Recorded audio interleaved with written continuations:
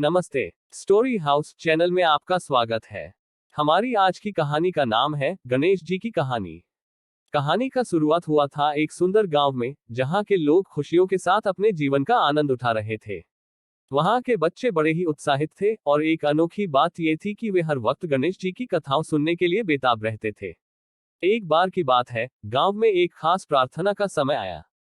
गणेश चतुर्थी का त्योहार था और सभी लोग अपनी मनोकामनाओं की पूर्ति के लिए गणेश जी की प्रार्थना करने के लिए तैयार थे। गांव के मुख्य मंदिर में एक विशाल प्रतिमा की पूजा की जा रही थी।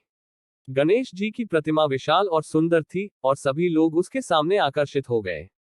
पूजा का आगाज हुआ और सभी लोग अपनी मनोकामनाओं की पूर्ति के लिए प्रार्थना करने लगे। एक आदमी ने विशेष रूप से गणेश जी से एक अजीब मनोकामना की। वह चाहता था कि गणेश जी उसे रात के अंधेरे में उसके घर तक पहुंचाएं और उसे अपनी सच्ची शक्ति दिखाएं। सभी लोग इस अजीब प्रार्थना को सुनकर हैरान थे, लेकिन उन्होंने उसके मनोकामने को पूरा करने की प्रार्थना की। रात के समय सभी लोग सो गए और गांव अंधेरे में डूब गया। लेकिन वह आदमी जिसने अपनी मनोकामना मांगी थी, जागा रहा था। वह गणेश जी की प्रतिमा के सामने बैठा रहा, आशा करता हुआ कि उनकी मनोकामना पूरी होगी। धीरे धीरे रात बीत रही थी और उस आदमी की आंखें स्वच्छित होने का इंतजार कर रही थीं। लेकिन कुछ भी नहीं हुआ। अचानक आसमान में एक आवाज सुनाई दी, आपकी मनोकामना पूरी हो गई है। वह आदमी खुश हुआ, लेकिन फिर वह देखा कि उसके साथ एक छोटे से बच्चे के रूप में कोई खड़ा है। वह छोटे से बच्चे की आंखें बड़ी बड़ी थी और वह हंस रहा था। आदमी ने हेरफेर कर उस बच्चे से पूछा, तुम कौन हो और कैसे मेरी मनोकामना पूरी हुई? बच्चे ने हंसते हुए कहा, मैं हूं गणेश जी और मैंने तुम्हारी मनोकामना पूरी की है। आदमी थोड़ी देर तक खुशी खुशी बच्चे के साथ वक्त बिताया और फिर वह बच्चे से पूछा, लेकिन तुमने कैसे की मेरी मनोकामना पूरी? गणेश जी ने हंसते हुए जवाब दिया, मैंने तुम्हारी मनोकामना पूरी की है, लेकिन एक शर्त पर। आदमी ने पूछा, कौन सी शर्त? गणेश जी ने कहा, तुम्हें अपनी मनोकामना की पूर्ति की जगह अपने गांव की सभी बच्चों को गणेश जी की कथाओं से प्रेरित करने का आदान प्रदान करना होगा। आदमी थोड़ी देर सोचा और फिर गणेश जी की शर्त स्वीकार कर ली। वह अपने गांव के बच्चों को गणेश जी की कथाओं से प्रेरित करने लगा। समय बीता और गांव के बच्चे गणेश जी की कथाओं से अच्छी तरह परिचित हो गए। वे हर तरह के संकटों का सामना करने के लिए तैयार थे और उन्होंने अपनी जीवन में गणेश जी के सिद्धांतों का पालन किया। इस प्रकार गणेश जी ने उस आदमी की मनोकामना पूरी की और साथ ही गांव के बच्चों को भी एक अच्छे जीवन की दिशा में मार्गदर्शन किया। इस कहानी से हमें ये सीखने को मिलता है कि गणेश जी हमारी मनोकामनाओं को पूरा कर सकते हैं, लेकिन हमें उनकी शर्तों का पालन करना होता है और हमें उनकी कथाओं से प्रेरित होकर अच्छे काम करने का प्रयास करना चाहिए। गणेश जी हमें न केवल मनोकामनाओं की पूर्ति में मदद करते हैं, बल्कि हमारे जीवन को एक सफल और खुशियों से भर देते हैं। बच्चों के जीवन में गणेश जी की कथाओं का प्रेरणा देने के बाद गांव में एक रहस्यमय घटना घटी। एक बार गणेश चतुर्थी के दिन जब सभी लोग प्रार्थना के लिए मंदिर में इकट्ठे हुए थे, गणेश जी की प्रतिमा के पास आकर एक अजीब चीज मिली। प्रतिमा के पास एक पुरानी चिट्ठी थी जिसमें लिखा था, गणेश जी मेरी मदद करो। मेरा नाम विक्रम है और मैं एक संदेश लेकर आया हूँ। गणेश जी के पुजारी ने चिट्ठी को देखा और आश्चर्य से भरा हुआ था। उन्होंने चिट्ठी को पढ़ा और जाना कि विक्रम गांव का नायक था, जो बच्चों को गणेश जी की कथाओं से प्रेरित किया था। चिट्ठी में लिखा था कि गणेश चतुर्थी के दिन उसे गांव से गायब हो गया था। उसके घर वालों ने उसकी खोज की, लेकिन वे कहीं नहीं मिला। उन्होंने गांव के प्रमुख से बात की और उन्होंने तय किया कि वे गणेश जी की प्रतिमा के पास एक संदेश छोड़ेंगे, जिसमें उन्होंने मांगा कि वे उसकी मदद करें। गणेश जी के पुजारी ने चिट्ठी को पढ़कर गांव के लोगों को बताया और सभी ने तय किया कि वे विक्रम की मदद करेंगे।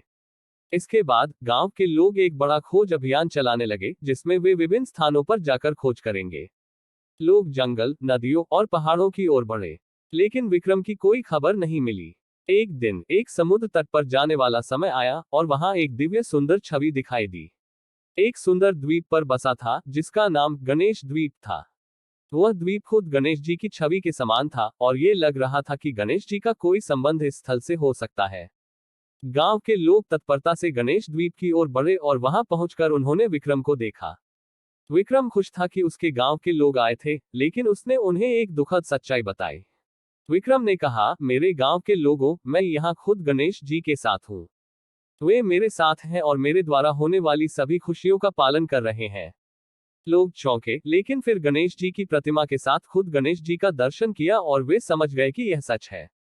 विक्रम ने गांव के लोगों से आग्रह किया कि वे वापस जाएं और अपने जीवन में गणेश जी की कथाओं का पालन करें। उसने कहा, मेरे प्यारे गांव वालों, गणेश जी की कथाएं हमारे जीवन में न केवल मनोरंजन के लिए हैं, बल्कि ये हमें सही मार्ग पर चलने के लिए दिशा देती हैं। गांव के लोग विक्रम की बातों को मान लिए और उन्होंने गणेश जी की प्रतिमा के साथ वापस गांव लौट आए। वहां पर उन्होंने गणेश चतुर्थी का त्योहार खुशी खुशी मनाया और गणेश जी के साथ अपने जीवन को सफल बनाया। इस कहानी से हमें ये सीखने को मिलता है कि हमें हमारे मनोकामनाओं के पीछे ही नहीं दौड़ना चाहिए, बल्कि हमें समाज की भलाई के लिए भी कुछ करना चाहिए। विक्रम ने गणेश जी के माध्यम से अपने गांव के लोगों को सही दिशा में मार्गदर्शन किया और उनके जीवन को खुशियों से भर दिया। इसी दौरान एक और चिट्ठी प्रतिमा के पास आई, जिसमें लिखा था, धन्यवाद गणेश जी, तुम्हारी मदद से हमारे गांव के लोगों का जीवन सुखमय हो गया। गांव के लोगों के खुशियों के बीच गणेश जी की प्रतिमा के पास से एक और चिट्ठी गिरी। ये चिट्ठी कुछ अद्भुत थी, क्योंकि इसमें लिखा था, गणेश जी, हम एक महत्वपूर्ण आपातकाल से गुजर रहे हैं। हमें तुम्हारी मदद की आवश्यकता है। प्रतिमा के पुजारी ने चिट्ठी को पढ़कर चिंतित हो गए। चिट्ठी में लिखा था कि एक प्राचीन मंदिर में गहने और मूर्तियों की छाप हो गई है, और वह मंदिर अब खतरे में है। गांव के लोग तुरंत मंदिर की ओर बढ़े और देखा कि मंदिर के पास एक समृद्धि और आनंद से भरा गधेरे खड़ा था। गधेरे ने कहा, मुझे बताया गया कि गणेश जी के साथ यहाँ कुछ खास है, जो मंदिर की सुरक्षा के लिए बहुत महत्वपूर्ण है। गांव के लोग गधेरे के साथ मंदिर में पहुंचे और देखा कि वहां एक छिपी हुई कुंडल, महालक्ष्मी की मूर्ति और अन्य कई मूर्तियां थीं। इन मूर्तियों का ये संग्रह गांव के लोगों के लिए बहुत महत्वपूर्ण था और गांव की समृद्धि का कारण भी था। गधेरे ने बताया कि इन मूर्तियों की छाप दूसरे गांव वालों के द्वारा बनाई गई थी और उन्होंने मंदिर में छिपाई हुई थी। अब वो गांव वालों को आगाह कर रहे थे कि दूसरे गांव वाले मंदिर के अधिकारी उन मूर्तियों को वापस चाहते हैं। गांव के लोग तत्परता से समय का सहिता सोचे और उन्होंने निर्णय लिया कि वे मंदिर की सुरक्षा के लिए तैयार होंगे।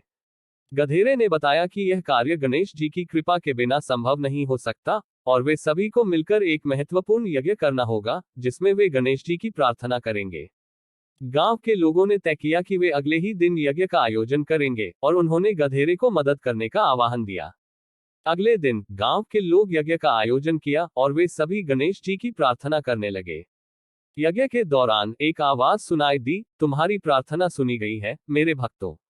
गणेश जी की आवाज सुनकर गांव के लोगों का हृदय हर्षित हुआ और उन्होंने गधेरे के साथ मंदिर में चलकर देखा कि सभी मूर्तियों की छाप वापस आ गई थी। इसके बाद गधेरे ने बताया कि गणेश जी के साथ मिलकर ही वे सभी समस्याओं का समाधान हो सकता है। वे मंदिर के पास एक छिपे हुए सुरक्षा गढ़ का निर्माण करेंगे ताकि कोई भी दुश्मन मंदिर के पास नहीं पहुंच सके। गांव के लोग गधेरे की सलाह मानकर सुरक्षा गढ़ का निर्माण करने लगे और वे सभी एक मित्रता और आपसी सहायता की भावना के साथ काम कर रहे थे। मंदिर की सुरक्षा गढ़ ने मंदिर की सुरक्षा की गारंटी दी और गांव के लोग अपने सामृद्धिक समृद्धि का कारण थे। गांव के लोगों ने इस घड़ी के साथ मंदिर की भावनाओं का समर्थन किया और उन्होंने अपने जीवन में गणेश जी के सिद्धांतों का पालन किया।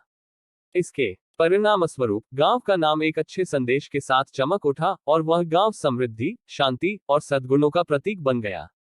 गांव की सफलता के साथ एक और रहस्यमय घटना घटी। एक दिन गांव के लोगों ने मंदिर के पास एक अजीब छलांग देखी। छलांग के स्थान पर एक गुफा थी और छलांग से बाहर आने वाली एक भयंकर आवाज सुनाई दी। गांव के युवकों ने तय किया कि वे गुफा की ओर बढ़ेंगे और जांच करेंगे कि क्या वहां कुछ अद्वितीय है। जब वे गुफा के अंदर पहुंचे तो वे हैरान रह गए। गुफा में एक पुराना महालक्ष्मी का मंदिर था और मंदिर के अंदर कुछ बड़ी खजाने की मूर्तियां थीं। मंदिर के अंदर के दीवार पर एक चिट्ठी लिखी हुई थी, जिसमें लिखा था, यदि तुम यहां तक पहुंचे हो तो तुम्हें एक चुनौती दी जाती है। तुम्हें इन मूर्तियों को ले जाना होगा, लेकिन इसके लिए तुम्हें एक समस्या का समाधान करना होगा। गांव के युवकों ने सोचा और तय किया कि वे उस समस्या का समाधान करेंगे, क्योंकि ये मौका एक बार जीवन में ही मिलता है। समस्या ये थी कि मंदिर के अंदर दो द्वार थे। पहला द्वार अद्वितीय मूर्तियों के पास ले जाता था, लेकिन ये बंद था।